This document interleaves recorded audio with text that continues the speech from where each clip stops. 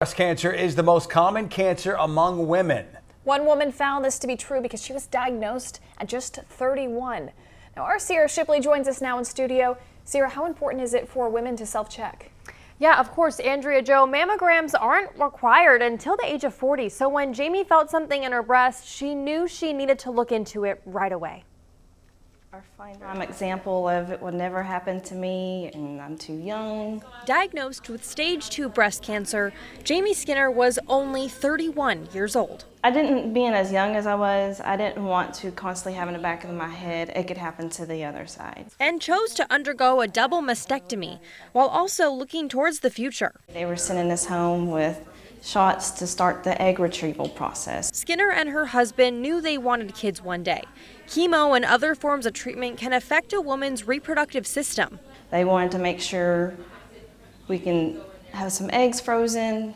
You know, that can be my fallback on if we can't do it naturally. Even after all that, it was no match for what the chemo would bring. I think my hair loss was harder, to be honest. Skinner struggled losing her long hair, but it was always looking on the brighter side that helped. Saved a lot of money on shampoo and conditioner, and I got ready for work a lot quicker in the morning, so that was a plus. Wearing wigs and scarves to cover up the loss, but it was one of her friends that encouraged her to be brave. She was like, I know you loved your hair and you miss it, but you are so beautiful with your hair like that. And so that was the first day I went to public without anything on my head, and I felt beautiful. It's the love and support Skinner had that is vital for anyone going through treatment. It's important to live as normal of a life as possible through treatment and diagnosis, continue to go to work, continue to see your friends. She visited the hospital once a week every 3 weeks for a year.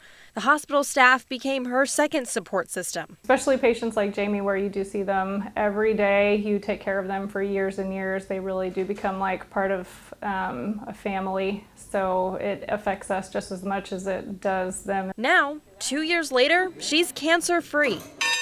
With family and faith keeping her strong, she lives by one verse in the Bible. Have I not commanded you? Be strong and courageous. Do not be afraid. Do not be discouraged, for the Lord your God will be with you wherever you go.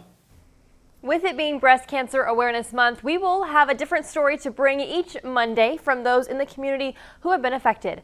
Live in studio, Sierra Shipley, 25 News.